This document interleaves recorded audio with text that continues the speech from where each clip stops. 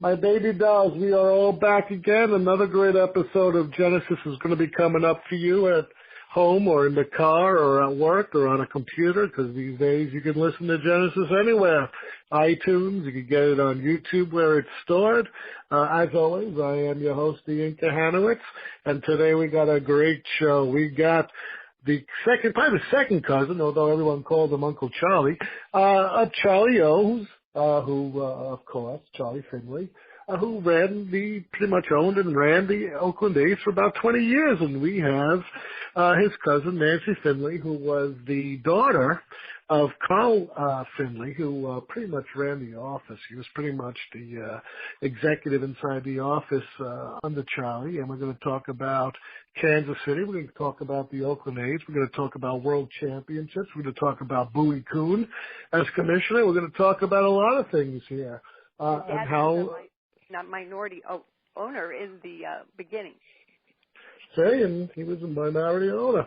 But again, Nancy, I like actually everybody has referred to her as the Dugout Daughter, and was 2 years old.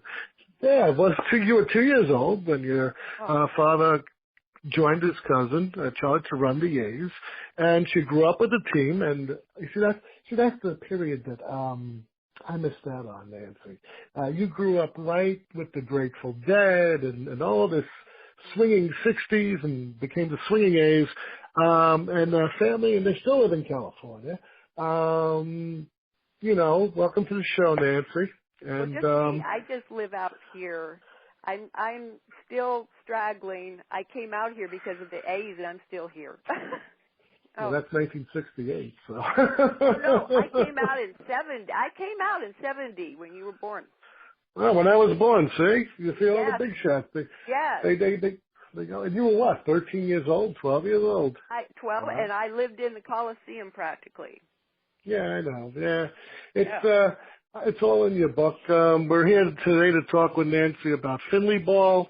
How two outsiders turned the Oakland A's into a dynasty and changed the game forever.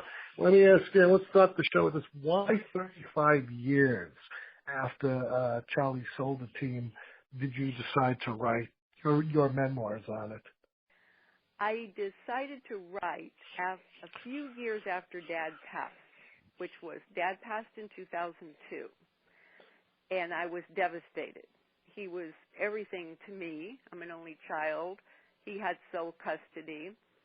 And Uncle Charlie, Dad and Charlie were like brothers. Uncle Charlie passed in 96. I actually started to see Dad go downhill after that. And when Dad passed in 2002, when I was finally getting myself back up, I started writing sort of like a diary of what I remembered. And I was encouraged to turn it into a book. I didn't think it would go at that time, but it helped me feel better. Now, with Dad and Uncle Charlie, they did not like revealing anything about their private life. That's just how the generation they were. So I knew that the books I saw were wrong when they talked about a lot of the background of us. It was wrong, and I forced myself to read some of those books, and I couldn't believe what I was seeing. It was so much false information, hearsay, handed down over and over, and I just thought, I'm really the only one who can change this from what I personally know. And that's the most important thing, because you are a primary witness. That's right. To this era, and you are. Now, let me ask you something. What are some of the things, the misconceptions, and the stuff you read that were not true? Let's talk about some of them. Okay. Number one, I say, would be that we wanted to leave Kansas City. That started in the that started all throughout the 1960s. We wanted to move. Always. That was ad nauseum. False. That was false.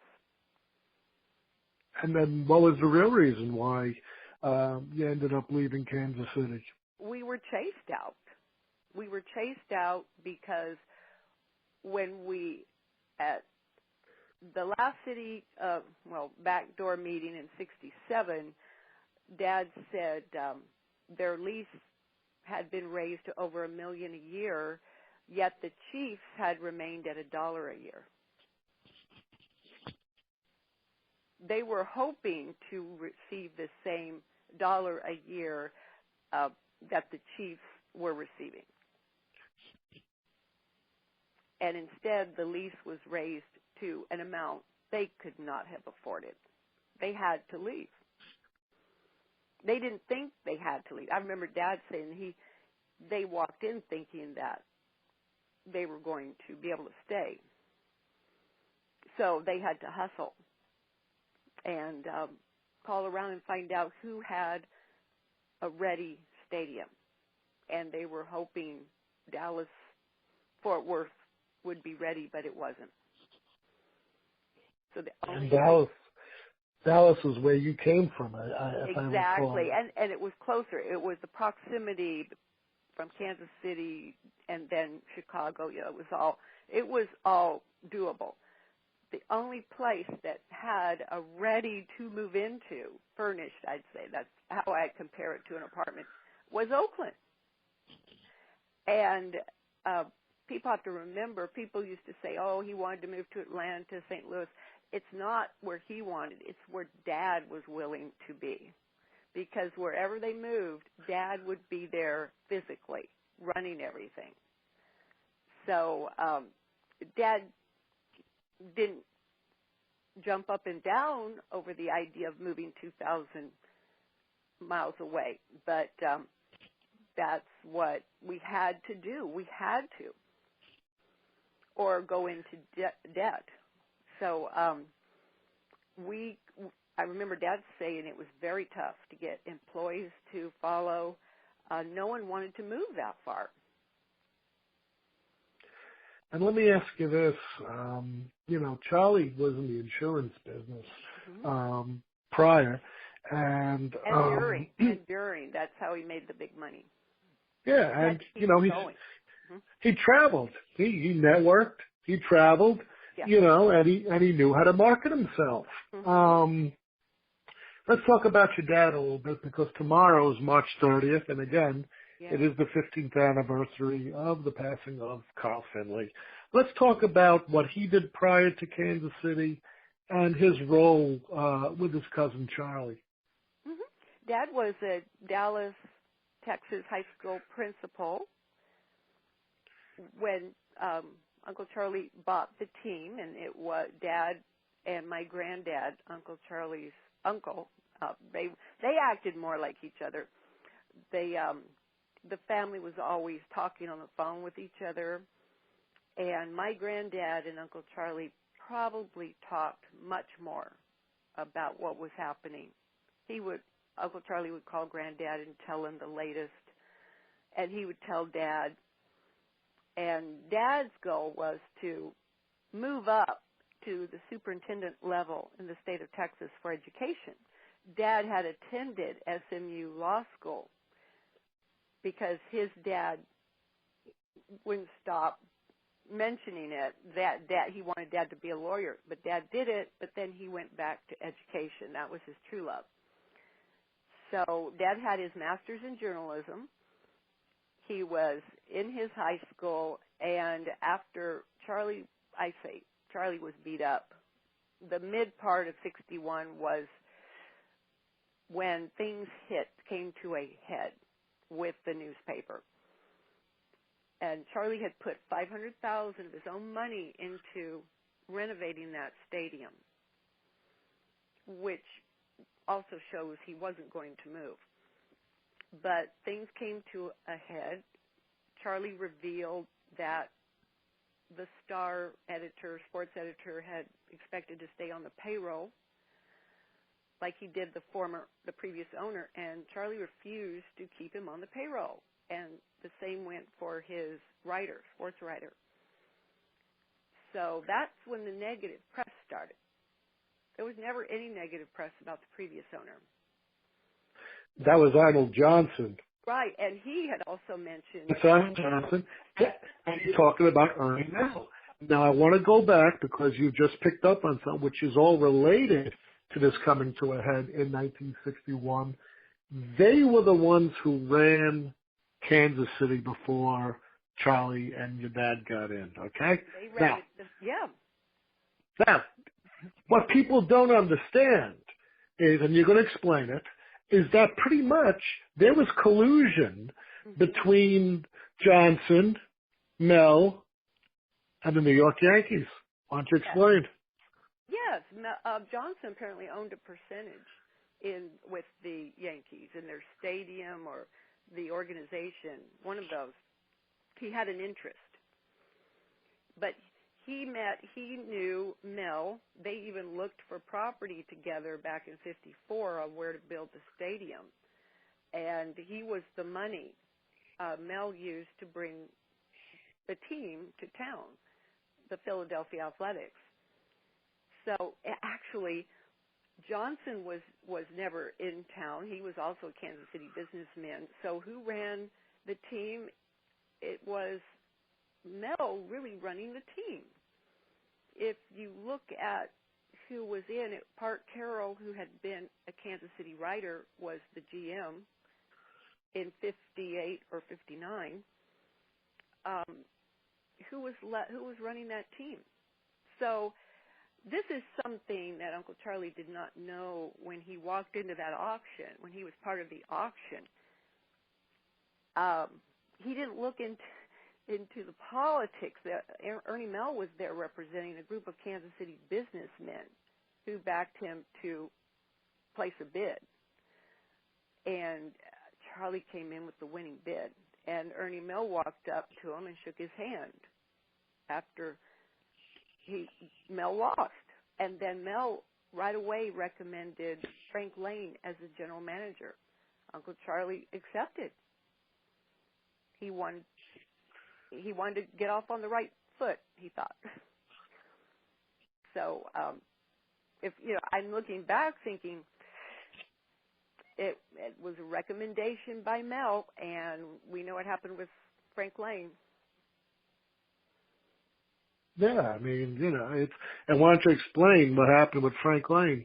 Well, Frank Lane was the reason we did not like the title GM after Frank Lane. Frank Lane was our GM, our first GM, and I have an article that shows Lane sounds really sour about our ideas, and the writer's talking about Harvey, our mechanical rabbit, and Lane is saying he doesn't see what people like about a mechanical rabbit. I mean, he's very sour. He sounds like someone who has just seen it all and is sort of tired of it.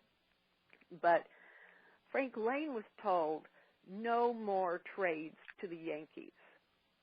And that was made, that a bus was burned to show, how they say a picture is worth 1,000 words.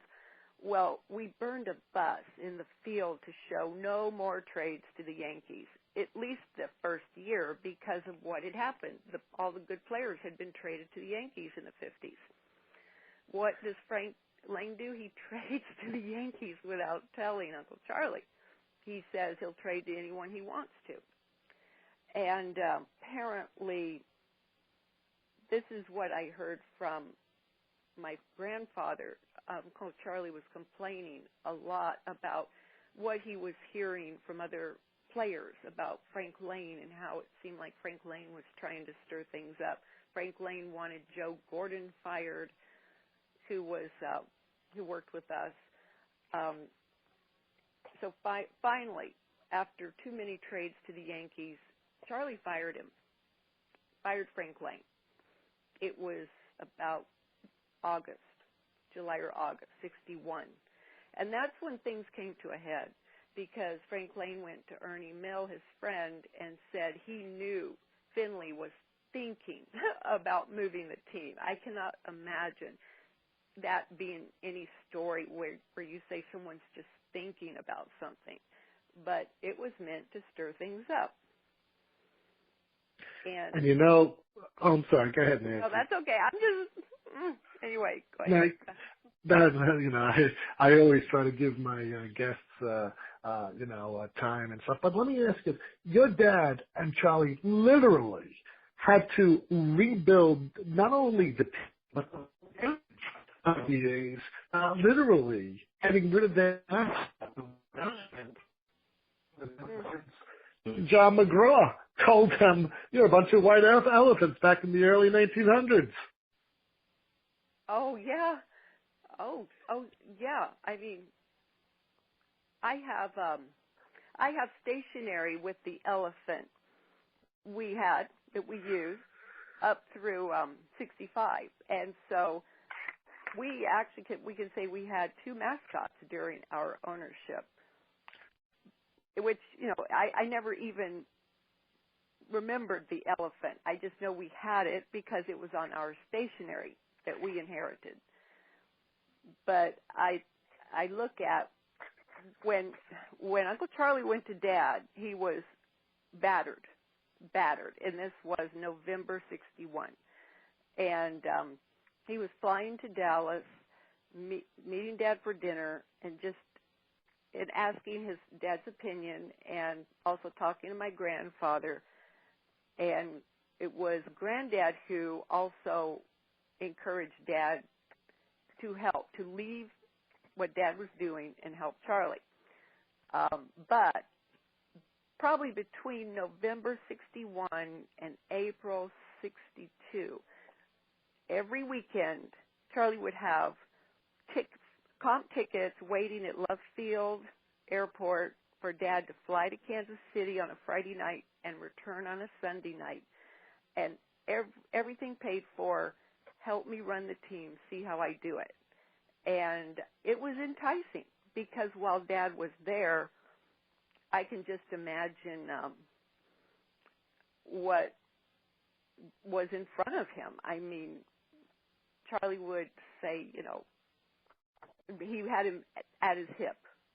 They did everything together, and he asked Dad's opinion. And Dad would come back and go back to school Monday morning and not tell anyone where he'd been. Wow. So this was Charley's way of trying to get him to change his mind, because Dad was 37, never had lived out of the state of Texas except World War II. And so this would be quite a change for him. And who did he think he was to know anything about running a baseball team? Which is why these guys were two outsiders, insurance and education. You're coming in, but they had brilliant ideas. Another misconception I want to talk about, which you do in the book, is this whole idea, of the A's being cheap. This just wasn't the case. No, it wasn't. It wasn't. People pick and choose what suits something. If they want to criticize, and they can find times that makes it look cheap, but yet they leave out the part when there was generosity. That's all I can say is it's okay, fine. We were cheap. No one else was cheap. No other owner was cheap, or had times when it seemed like he wasn't willing to spend anything. So it's my gosh, especially to start out putting $500,000 in a stadium you don't own, to make it really, really incredible.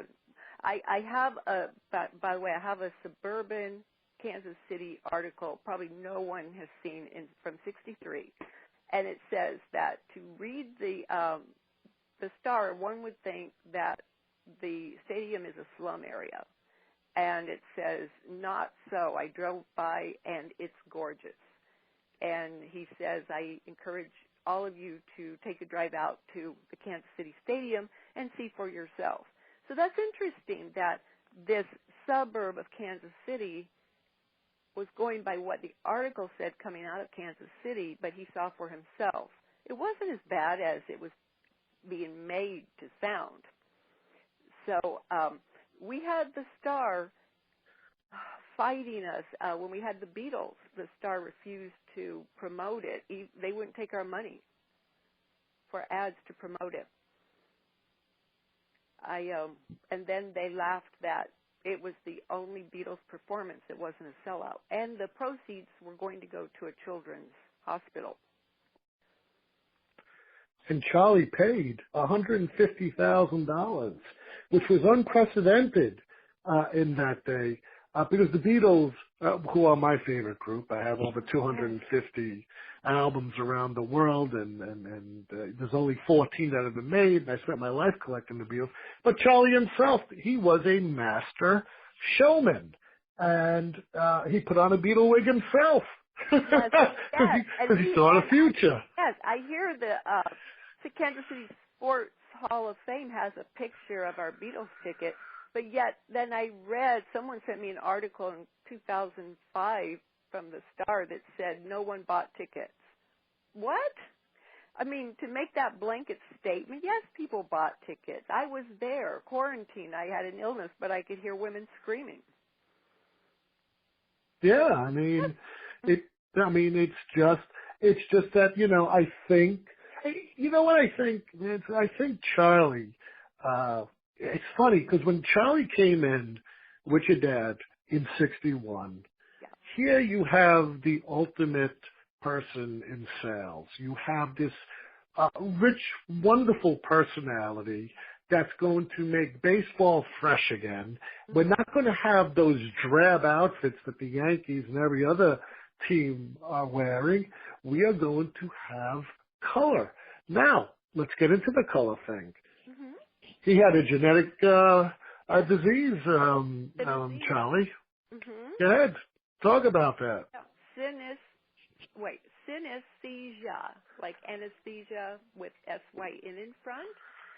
I found out when my daughter was diagnosed, and she was about 10 or 11, and she seemed bothered one day and asked me if I see color in my mind. And I could tell something was up.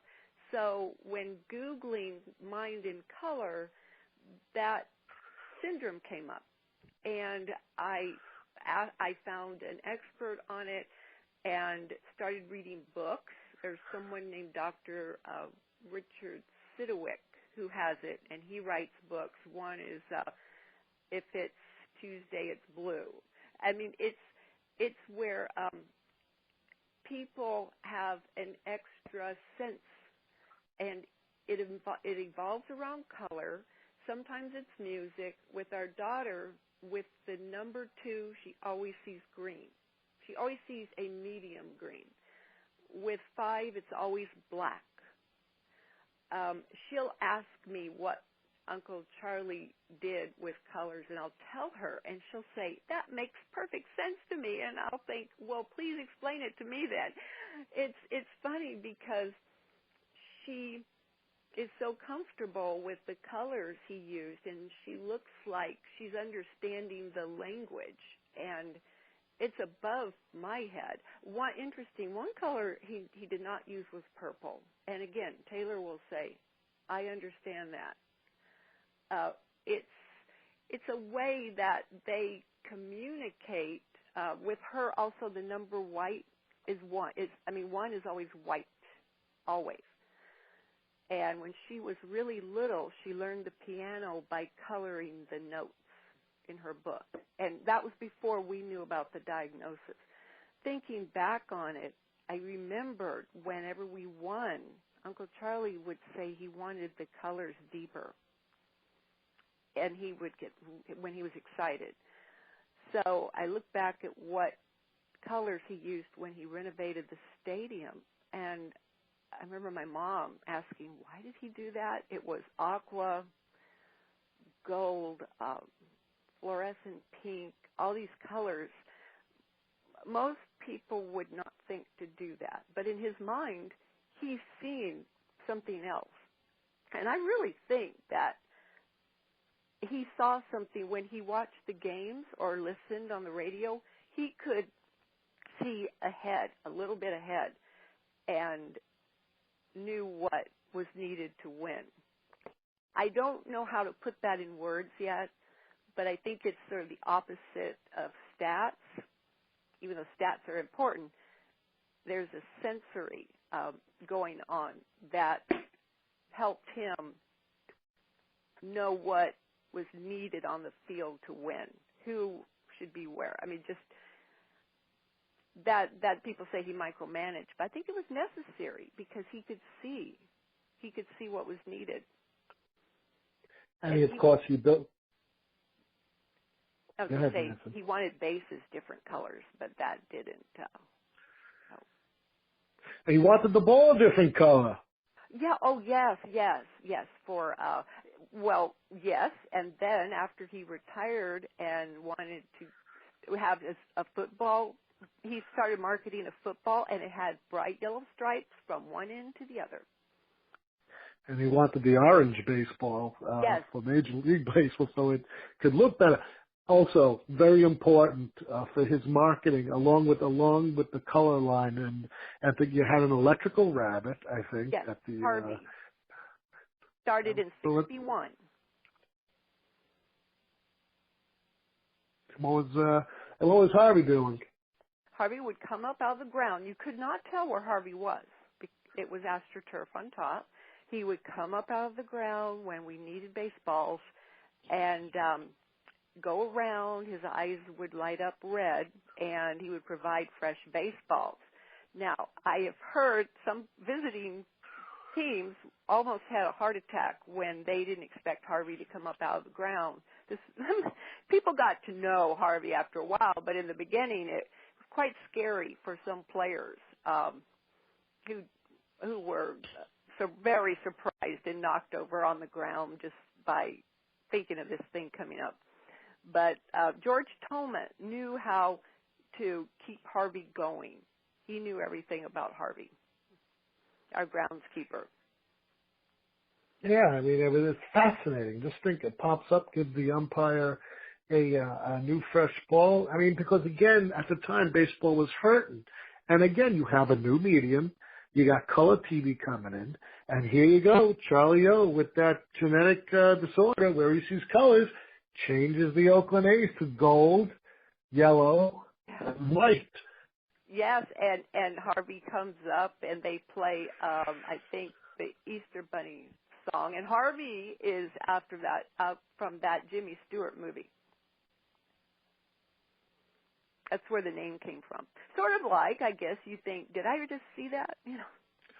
No, yeah, I mean, it's like one of those things, but you know something, even if it is like, you know, you watch TV today and you get these subliminal messages coming across your screen, you know, drink Coke or,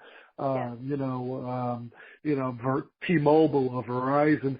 That's exactly what I think Charlie was trying to do, get subliminal messages saying it's fun to come to the ballpark because you never know what you're going to see. That is true. Oh, yeah. You know, he had an animal farm, I think, in Kansas City. He had a petting zoo. With caged monkeys, and they were named after his uncles. Get it? I mean, that was from a saying, to laugh at himself.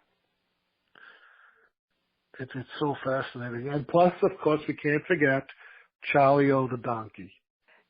Yes, well, that was to go in our petting zoo. That was a gift from the governor of Missouri in '65, and at the time we thought, why not change mascots? And it was huge. That mule was the size of an Arabian horse. It was very big, and it was a hit. And it didn't go in our petting zoo like the plan was. It was such a star. And you know, Charlie used to take him when he used to go take a shave, like you have a picture in your book. Yes, a barber shop. He had that was a surprise. And he went up escalators. He had a suite in a New York hotel. He had he went up to a bar and had a drink. He witnessed a bank loan. The White Sox wouldn't allow him in, and so I have a picture of Charlie protesting with people in front of the White Sox, with signs, White Sox don't like mules or something like that. That was the only stadium that wouldn't allow a live animal in like that. And he went, he was in Disneyland when they played the Angels. I don't remember being in Disneyland.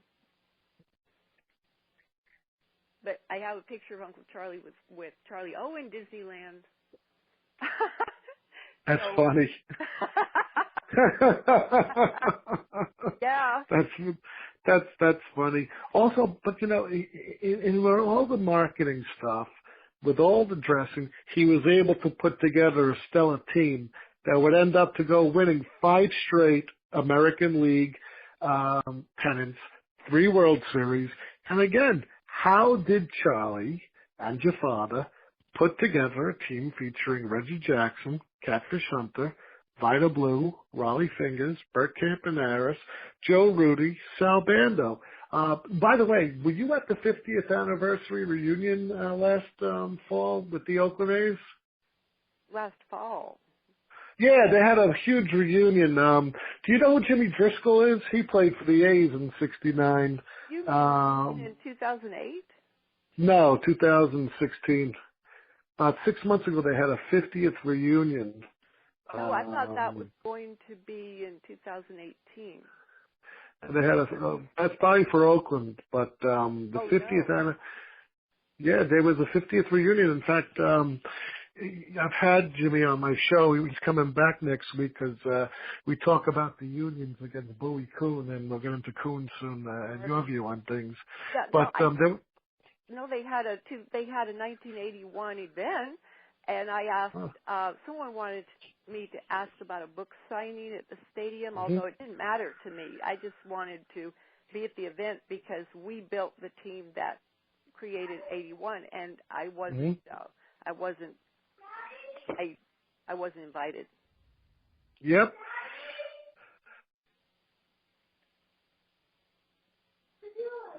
So, it's just one of those things where this is very, very important. Now, let me ask you this. When the A's were winning the championships, you were a teenager now.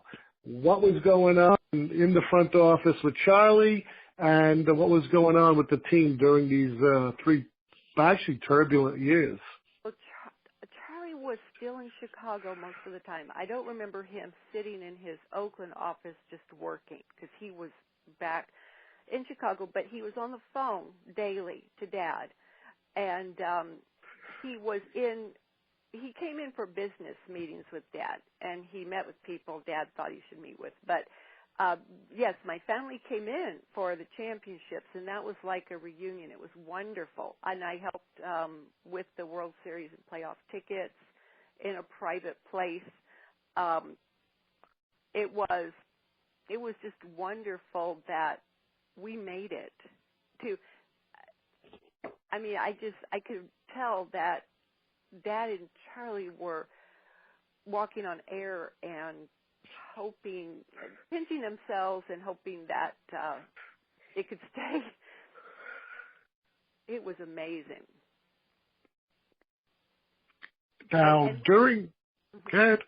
No, we had a small front office. We knew, I think that might have contributed. There wasn't a lot of middle management. And we made sure that our players were cultivated and, we didn't switch out too much. And a thing about this is, and getting back with the cheapness stuff, Charlie gave his players bonuses, which Bowie Kuhn told them to get back. In 72. I know. I'll never understand that. Why isn't that brought up? I mean... But that's why I'm up. It's controversial. I know. What? That's an example of us. I mean, we felt like if someone does a good job, he should get paid for it. If he doesn't, no. It was not like where you're in a contract and you get paid whether or not you play. But yes, bonuses, and Kuhn made us pay them back. That's unfair to the players. And Kuhn should not have had power. Kuhn had absolute power, and he abused it. And, of course, at that time, and, I'll send you the shows with, I got the gentleman who wrote about Marvin Miller, and I got Jimmy Driscoll, who I mentioned before was on the A's at the time. And during this time, of course, you had the Players Union, and you had, they fought Bowie Kuhn tooth and nail until, the reserve clause, was lifted and free agency became, the thing of the day. But during these World Series, one of the things does stand out. You do talk about in your book, and I'm going to ask you about it. This whole thing with Mike Andrews and the whole Mike Andrews event. I want you to describe what happened and what went on, and I think it's a fascinating thing. So I'll let you have the floor. Hey. Thank you. I have piles of depositions that Dad had, and I had never gone through those before, so I asked my husband Morgan if he'd look at them, and he didn't want to. And he wasn't a fan. He doesn't remember the Andrews thing. But before that, I personally knew I was at that game. I was there down with my family when we lost, and it was extra innings. And Kuhn was sitting down there. And we had a post-party post-party after the game. That always happened. And so our doctors were at every game. Then when the loss occurred, Charley asked to see Andrew's medical file because every player is seen by our doctor upon signing the contract. That's in the contract. Well, it turns out there wasn't any medical file. He had never seen our doctor, which was unusual. He'd only been with us maybe a month, depends on what you go by with the contract. And so Charley said he needs to see our doctor now. The doctor's there, he's ready, because he wasn't seen. So our players didn't know this. They don't know what's going on. And Andrews was refusing to go in and be seen by our doctor. And this was taking some time away. I just know there was a lot of talking. Things ended up going into the front office. Williams was in his office. I heard screaming coming out of his office, and he was by himself apparently. I didn't know why there was all that. I'd never heard him scream like that. And then when I went down to the party, people asked me, where is your dad and Uncle Charley? So I would run back up and see the door half open. And Andrews was in there with Charley. Dad was down in the office, but a little farther down where he could hear. And apparently Andrews finally did agree to let our doctor see him. So the doctor found past injuries, and Andrews had something that I can't remember. It's I think it's in my book. It's technical, but it's something that can contribute to pain over time with injuries. So that's why Charley felt that he should be on the disabled list, because he was just not playing right. Something was wrong, and he should have had that doctor's report. So we don't know how that slipped through the cracks, but Andrews wasn't wanting to become disabled, but he wasn't fired. He was still with the team. Charley invited him. He said he expected him to be on the plane with the player, with his teammates, and go back to New York and support his teammates. He said, no, I want to go home. And he said that several times. So Charley said, okay, fine, first-class tickets back to Boston where he was living. So that's what happened then. And then I remember the newspaper with the headlines about our doctor doing some phony report, which was not true. And then I'm thinking, well, where did all this come from? Well, it turns out when Andrews returned to Boston, he was very angry, and he did a press release without sending us a copy and sent it to the commissioner's office and the New York paper, saying he was fired, that we tried to force him to sign something that was untrue. We forced our doctor to write a phony report. None of that was true. But my gosh, a press release, and you don't even have the benefit of seeing what you're being accused of. Not, that was terrible. But I think that, truthfully, that wherever Andrews would have ended up, if it was in a similar situation, something similar would have happened, because he had always wanted to be in a championship, and apparently the way we got him was we didn't scout him. He called Williams with a question because he was having trouble being hired by other teams. And he was wanting to know if the teams were giving him the runaround. That's how it happened. Williams asked what he was doing, and he said he had been a DH for the White Sox. And then Williams said, well, I've been wanting to get a DH, so I'll ask Finley to call you. And even Charley was suspicious in the beginning because he noticed Andrews made mistakes when he played with the White Sox against us. So it took Charley about a week and a half to 2 weeks to agree to sign him. And any time he went against his instinct, it had a bad ending. So that wasn't his scouting. But it was just a perfect storm of things to happen, and I think Andrews took it out on us. Huh, wow. Yeah, See? I have his original contract, Mm-hmm. and what it says, and in the deposition under oath, Andrews' own words, he's talking about how he didn't want to go in and see the doctor. He felt humiliated. No one was going to watch him. I mean, it was in private, but we needed to have some kind of report. We had one for everyone else. That's just standard. That's on the contract. So my feeling was that when Charley had his heart attack, right after Andrews signed the contract, he wasn't seen by the doctor.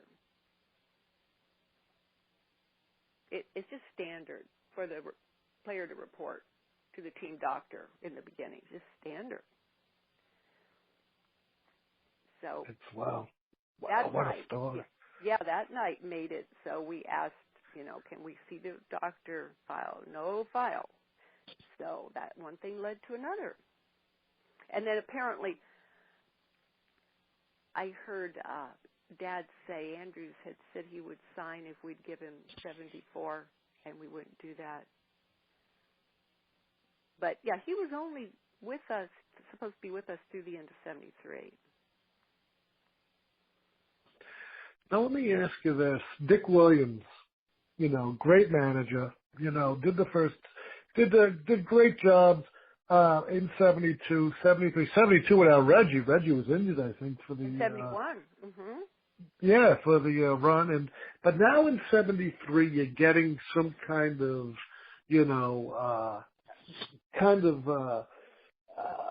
boxing gloves around between basically Williams and Charley. Explain a little bit what was going on with Dick Williams and Charley.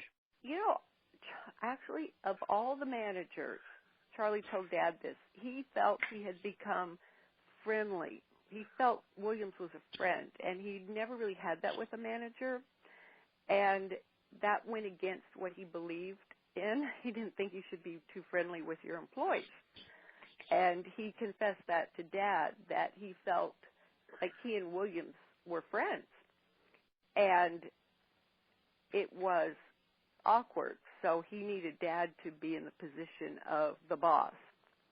So Dad had to make sure he didn't get close to Williams that he sort of stayed afar, and so Dad became the one. Charley said he would have to ask. It was reversed. So Williams was, I remember him being just sort of gruff, like if you walked by him, he might acknowledge you. He was just always, he looked like he was always in deep thought. You could tell he was very focused. I heard he was not a people person. And I know that he gave his notice that he was leaving right before the championship started. He didn't quit that night. But that's what the press has always said, that he quit because he'd had it with Finley's crap. That's not true. He had given his notice. He said he wanted to get back home to the East Coast, and he was just weary, just wanted to settle down. But he had a good career. He did not seem to be ending on a negative note, but he also complained about a lot of fighting in the locker room. So I don't know. I don't really remember fighting between him and Charley. If anything, Charley was trying to mind his whether Williams was happy. Like when he agreed to bring on Andrews, it was because Andrews started calling Williams a lot, asking if he could get Charley to call him. So Charley did things to try to keep Williams happy, but Williams didn't leave because Charley wanted him out. He just wanted to get out of the drama. There was a lot of drama, too much for him. But he said he enjoyed his the career run he had. And, it's funny because almost like for Bronx Zoo a few years later, the A's were battling themselves as well. And now you exit Williams and bring in a more controversial figure in Alvin Dark. It's so bizarre. Dark in '67, when Dad was with Charley when they fired Dark. And that was after that airplane incident. But Dad said it was one of the most amicable firings they've ever had. And Dark said, those guys are going to make the playoffs by '71. And he was right. Actually, Dad and Charley had rented a spare room in that hotel for that night because they heard that Dark was seeing a stewardess, and they wanted to put glasses up against the wall. That's why it was. They knew they were going to do that. They knew it. Those stinkers, they were just so funny that way. So, but I mean, I remember telling Dad, you were firing him. It was just so amicable. And then they brought him back. I mean, he knew our guys so well. He predicted that, and he was right. So they just felt like, he's the perfect person to continue, and he did. And it's funny because the '74 championship, I think they got the inscription wrong on the trophy, if I'm not mistaken. They did. I have that trophy. Yeah. God. I know. When does that happen? That's funny. I love that. They win it 3 years in a row, for God's sakes. Yeah, you get it wrong. I know. That's too funny. But it's part of history. And you know what?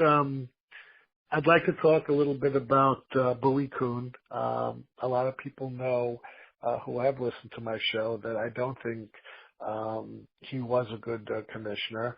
I think, like we spoke about before the show, I think he did have a power-hungry kind of God complex about himself. why did he have a vendetta against Charley? I think it was class, automatic, like he's below my class level or something. From the first impression of meeting. This is what I heard growing up, that Charley made that impression. Kuhn was really big on, like, okay, place settings. I don't. Oh, God. This is what I heard, and not a lot of humor. Just, if you can imagine, it would, like, I know Charley joked a lot, and I think either Kuhn didn't pick up on it or took offense at it.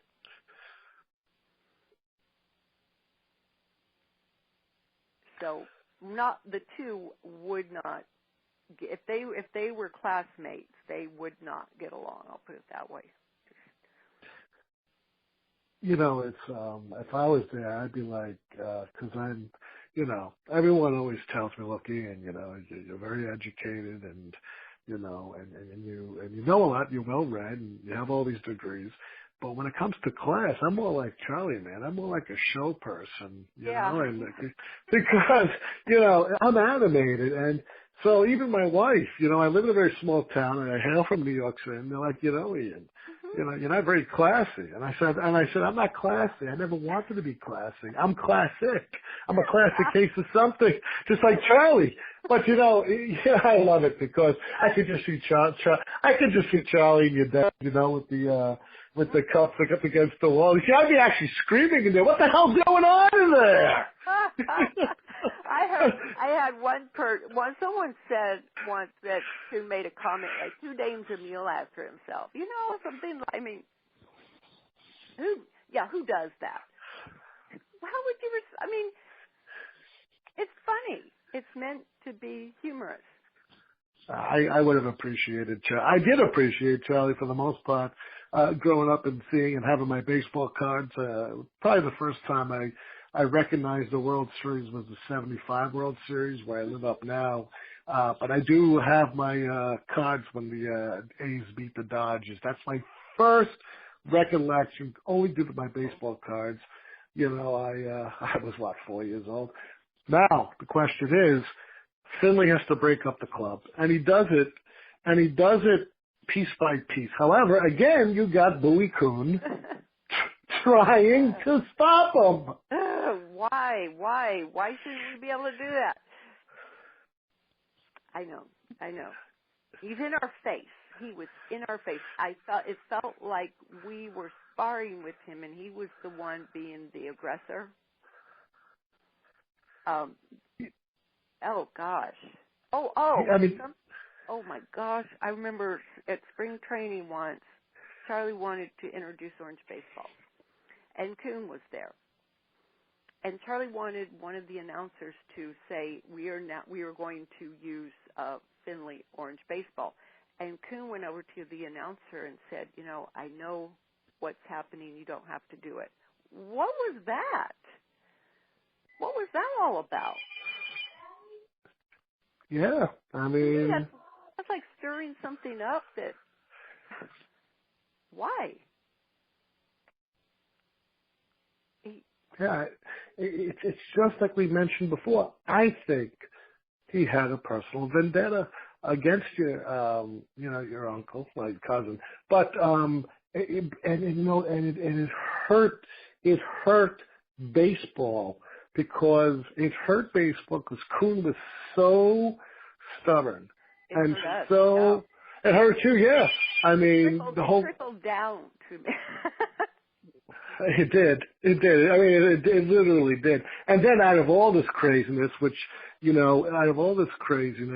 it's,